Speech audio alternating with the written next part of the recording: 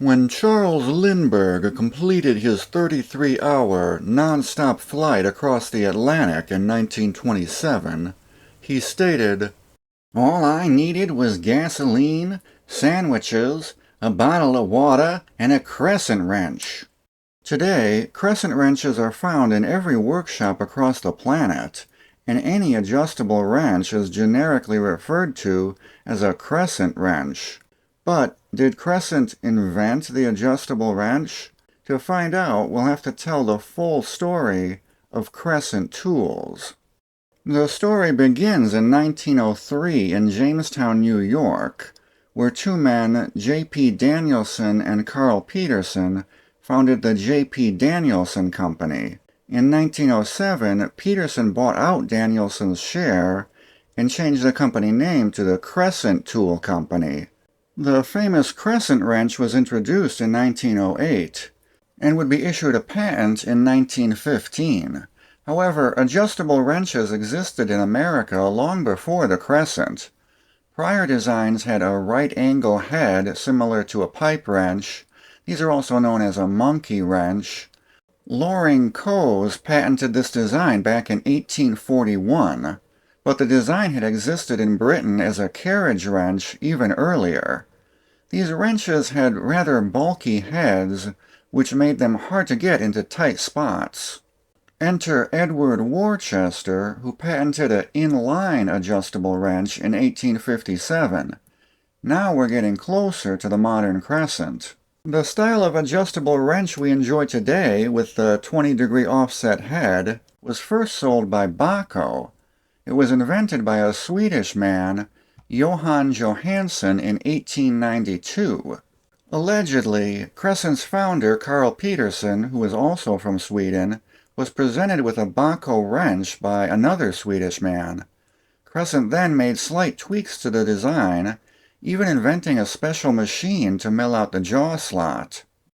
By 1917, the word Crescent had already become a brand nomer for adjustable wrenches, evidenced by a lawsuit Crescent filed against another company, Kilborn and Bishop, who had started making a similar adjustable wrench in 1910. Even though the Crescent had come out 2 years earlier, they never patented it until 1915. The court ruled that even though the Bishop wrench was a direct facsimile of the Crescent, they never used the word Crescent in their advertising. So even though there was some confusion between the two brands of wrenches, Kilborn and Bishop did not facilitate this confusion and were allowed to continue selling their wrenches. In 1913, Crescent likely unknowingly invented sarcastatext, the use of alternating capital and lowercase letters, with their trademark of the MotorKit brand. Crescent's famous checker dot handle pattern was patented in 1915.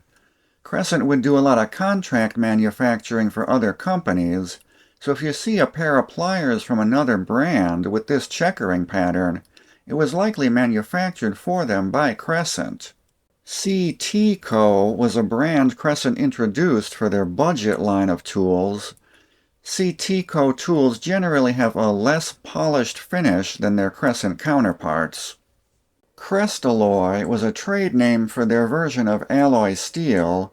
Crescent claimed Crestalloy was 200% stronger and 30% thinner than other steels.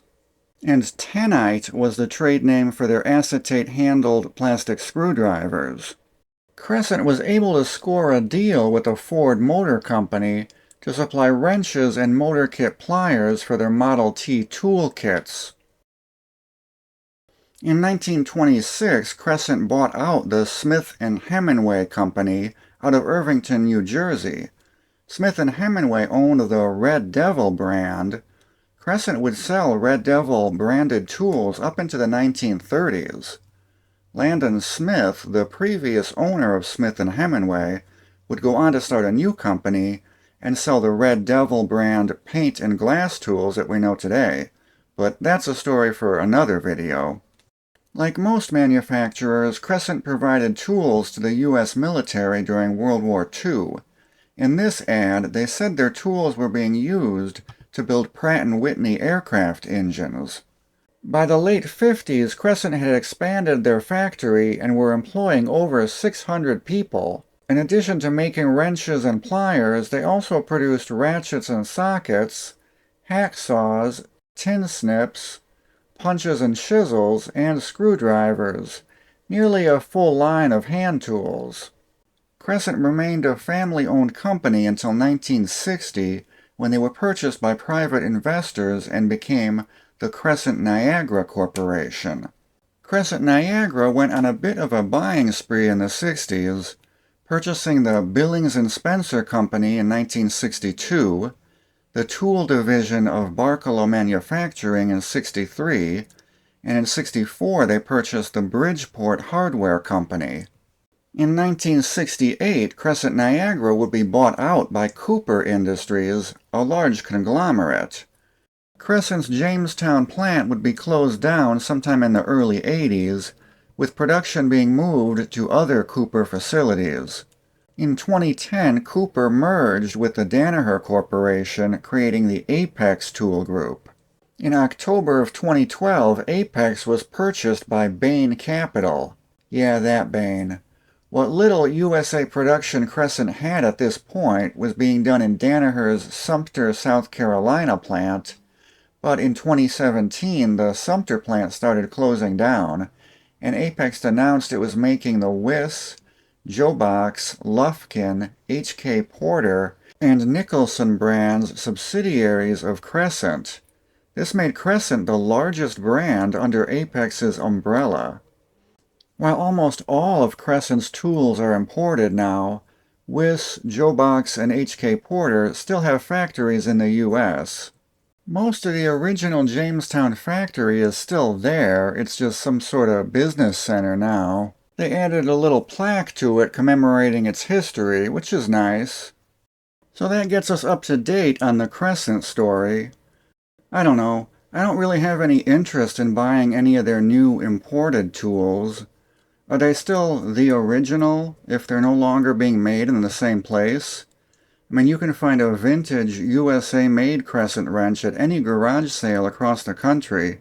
If I'm going to buy a new imported wrench, I'll take the channel locks, which are made in Spain, or the lobsters from Japan, but that's just me.